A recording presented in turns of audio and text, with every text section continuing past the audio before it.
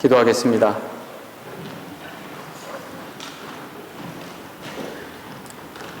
우리의 호흡을 다해서 주님을 찬양합니다.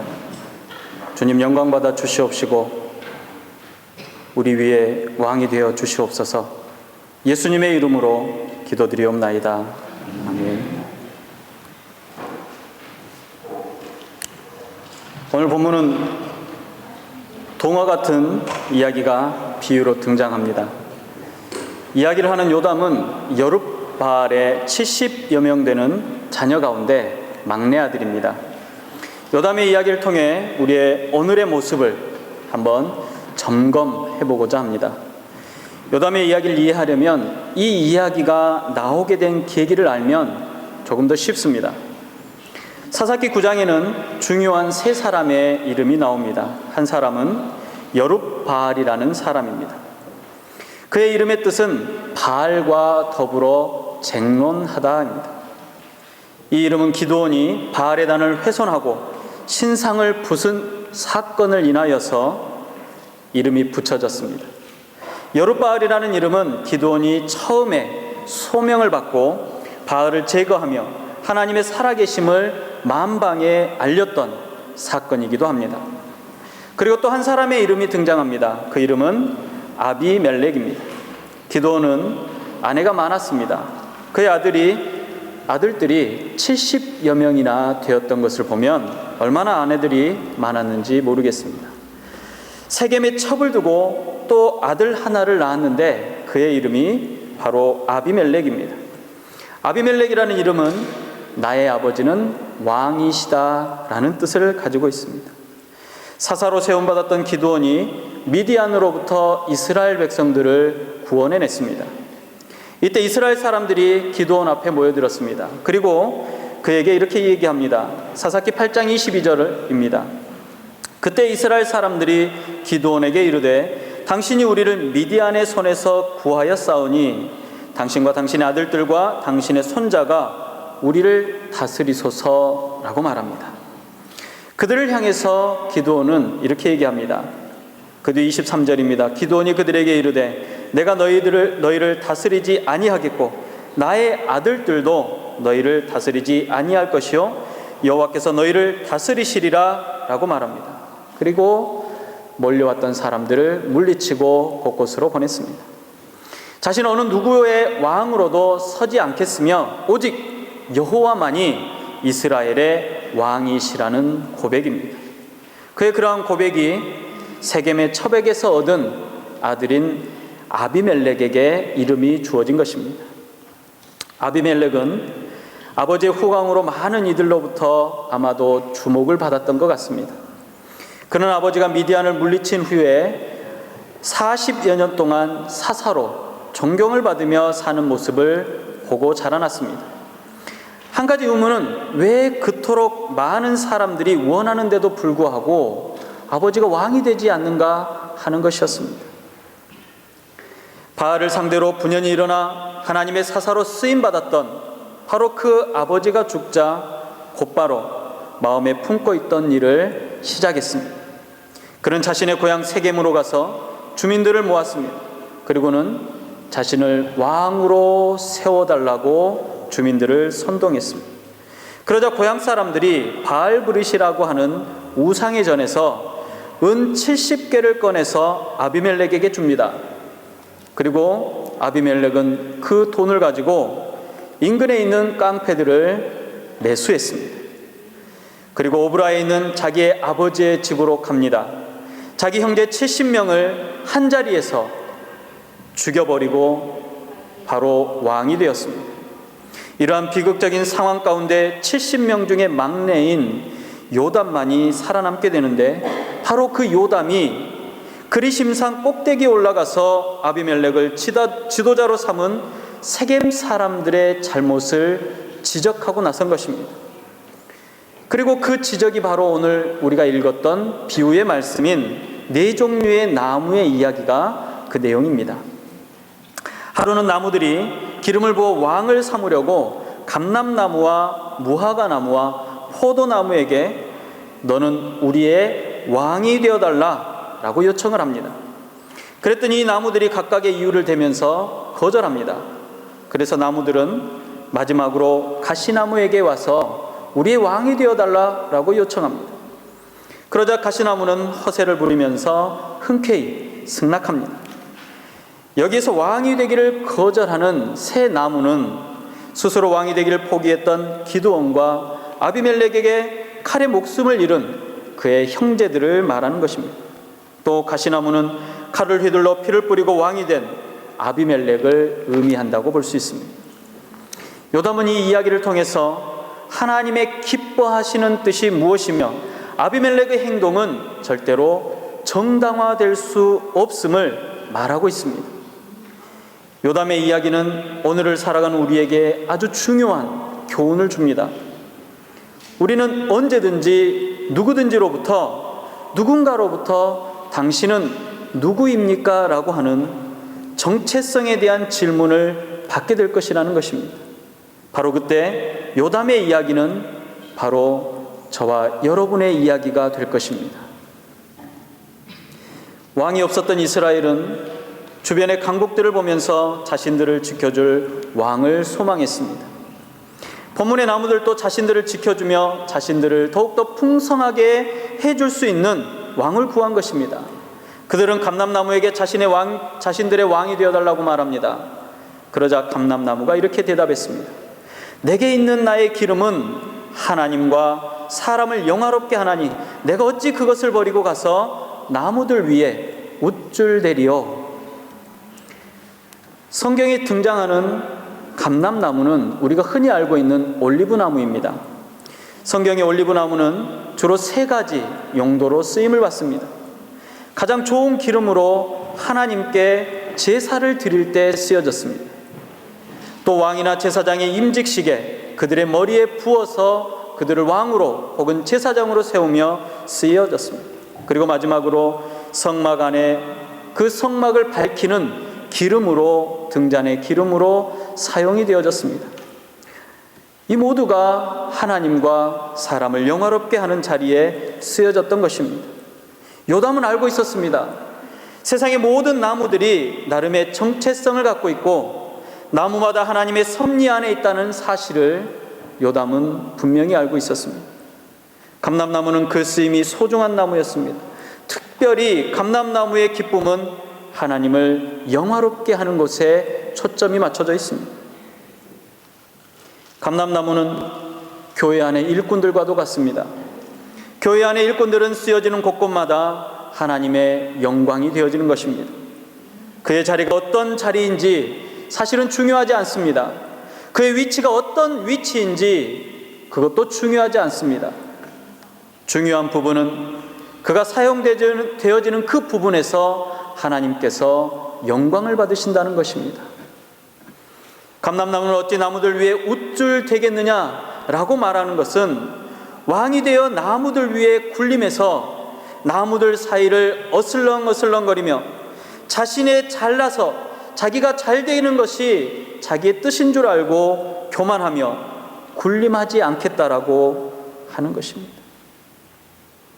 자신의 그 교만함은 있을 수 없는 일이라고 표현하는 것입니다. 그것은 하나님께 대항하는 죄인의 모습이므로 감람나무는 하나님 앞에 더 이상 죄를 짓지 않겠다라는 결연한 의지를 보여주고 있는 것입니다.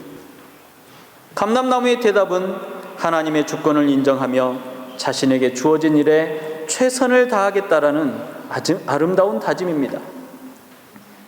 이러한 일꾼들의 믿음은 하나님을 영화롭게 만듭니다. 물론 하나님은 영화로우신 분입니다. 그러나 일꾼들이 쓰여지는 곳곳마다 하나님께서 영화로움을 입으실 것입니다. 그곳에 사람을 세우시고 하나님의 뜻을 이루기 위해서 불타올라 세상을 비추는 곳에 우리를 사용하실 것입니다. 이번에는 무화과나무가 말합니다. 나의 단 것, 나의 아름다운 열매를 내가 어찌 버리고 가서 나무들 위에 우쭐대리요. 무화과나무의 생김을 보면 아름답지 못합니다. 그러나 당도가 아주 높고 영양가가 풍부한 과일입니다. 설탕이 귀했던 고대에 설탕을 대용해서 음식을 달게 하는데 이 무화과 나무의 열매를 사용했었습니다.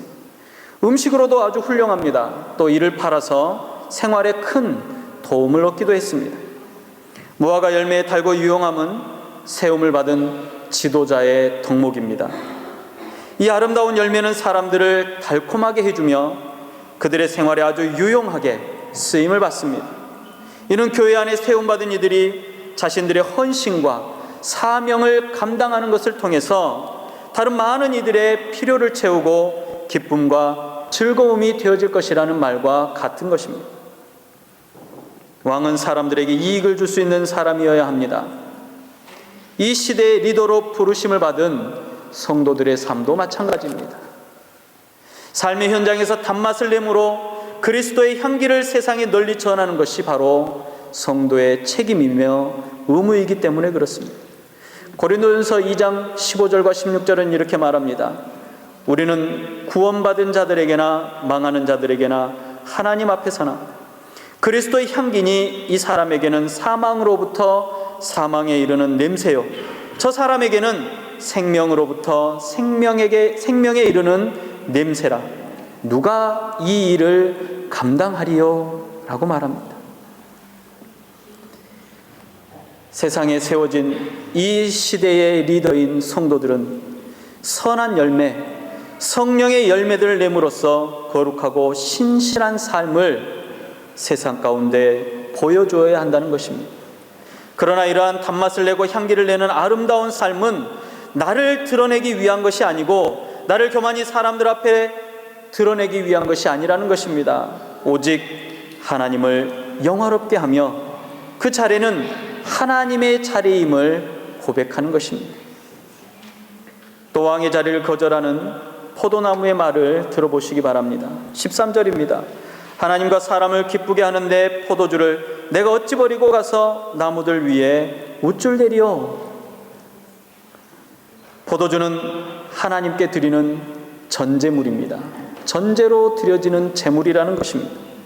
또한 사람들에게는 각종의 영양소를 공급하고 그 마음과 갈증을 달래던 음료수였습니다. 동시에 의약품으로도 또 필수품으로도 서민과 또 부유한 사람들 사이에 널리 사용되어졌던 것입니다. 그래서 포도나무가 자신을 가리켜 하나님과 사람을 기쁘게 하는 중요한 존재라고 말한 것입니다. 포도나무의 소중한 직분은 왕의 자리와도 바꿀 수가 없습니다. 포도나무는 명성과 권력보다는 하나님을 사랑하고 이웃을 섬기는 것이 바로 자기의 일이며 더 귀한 일인 것을 알고 있었던 것입니다. 군림하는 왕이 되기에 충분한 자질이 있었음에도 불구하고 겸손하게 하나님과 동행하며 이웃을 돕고 봉사하기를 원하는 태도는 온 성도들과 영적 지도자가 된 저와 여러분들이 갖추어야 할 아름다운 모습입니다. 주어진 사명은 단기간에 모든 것을 이룰 수 있는 것이 아닙니다. 우리는 주님을 뵙는 그날까지 멈추지 않고 달려야만 하는 선수들입니다. 이 긴 여정 위에 있다 보면 때로는 지칠 때가 있습니다. 신앙의 문제에 위기가 올 때가 있습니다. 신앙이 흔들리면 사명마저 무거운 짐으로 느껴지기도 합니다. 때로는 던져버리고 싶을 때도 있습니다. 이럴 때 지치고 처진 형제의 자매의 어깨를 다독여주며 뜨거운 기도로 다시 회복시키는 사람이 바로 포도주와 같은 존재입니다. 여러분, 이들 열매에 공통점들이 있습니다. 하루아침에 열매를 맺는 나무는 존재하지 않습니다. 또 세 나무 모두 열매를 맺는 나무들이었죠. 열매는 부서지고 짓이겨지고 틀에 짜지는 고통과 수고로움을 갖습니다. 그럼에도 불구하고 이 세 나무 모두 자신의 사명에 집중하고 있습니다. 반면에 왕이 되어달라는 나무들의 부탁에 가시나무는 흔쾌히 승낙합니다. 너희가 참으로 내게 기름을 부어 너희 위에 왕으로 삼겠거든 와서 내 그늘에 피하라. 그리하지 아니하면 불이 가시나무에서 나와서 레바논의 백향목을 사를 것이라. 대체 이런 거짓이 어디 있습니까? 가시나무에게 어디 그늘이 있습니까? 가시나무는 본래 그늘을 가지고 있지 않는 나무입니다. 설사 있다고 하더라도 그 가시나무 그늘로 피했다가는 오히려 그 가시에 찔려 피해를 입게 되는 것이 가시나무의 본 모습입니다.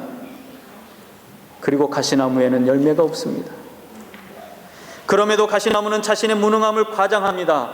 교만한 가득한 협박까지 합니다. 자기의 그늘로 피하지 않으면 레바논의 백향목까지라도 불살라버리겠다고 협박하고 있습니다.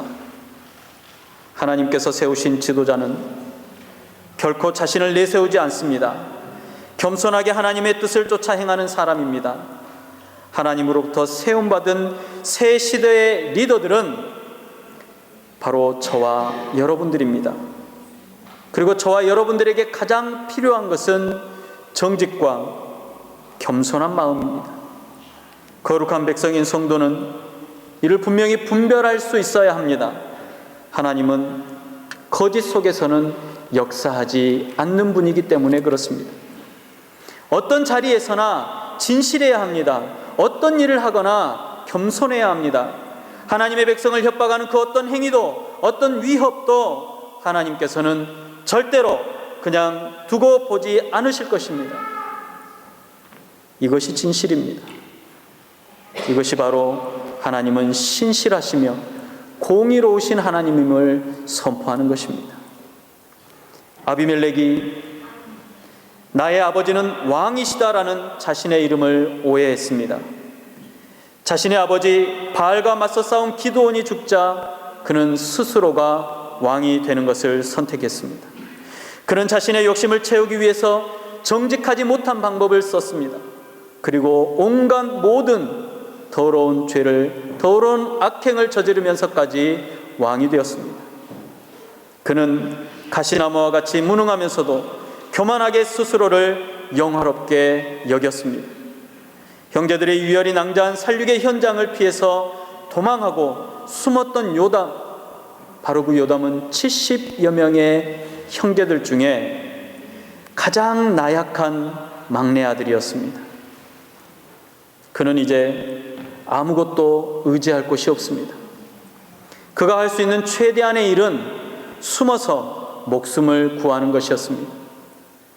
그런 그의 이름의 뜻은 하나님은 완전하시다입니다. 하나님께서는 가장 약하고 의지할 곳 없는 바로 그 요담에게, 그 요담의 이름대로 하나님은 완전하심을 선포하고 있습니다. 하나님께서 요담을 들어서 아비멜렉의 죄를 엄히 물어 정죄하시겠습니다. 거짓과 교만의 앞잡이요 죄의 시작인 욕심을 공의로 심판하시기를 결심하셨다라는 것입니다. 사사기 9장 56절과 57절은 이렇게 증언합니다. 아비멜렉이 그의 형제 70명을 죽여 자기 아버지에게 행한 악행을 하나님이 이같이 갚으셨고 또 세겜 사람들의 모든 악행을 하나님이 그들의 머리에 갚으셨으니 여룹바알의 아들 요담의 저주가 그들에게 응하니라. 하나님께서는 당신을 의지하는 이 자리에 앉아있는 요담들에게 말씀하고 계십니다. 나는 완전하다. 사명의 자리에서 거짓과 허세는 통하지 않습니다. 세상 가운데 나를 통해서 역사하시고자 하시는 하나님의 뜻을 분별하며 공의로우신 하나님을 의지하는 감람나무가 되시기를 바랍니다. 하나님의 나라와 그의 백성들의 기쁨이 되는 무화과 나무가 되시기를 바랍니다. 하나님과 성도들의 마음을 기쁘게 해드리는 포도나무가 되기를 주님의 이름으로 축복합니다. 기도하겠습니다.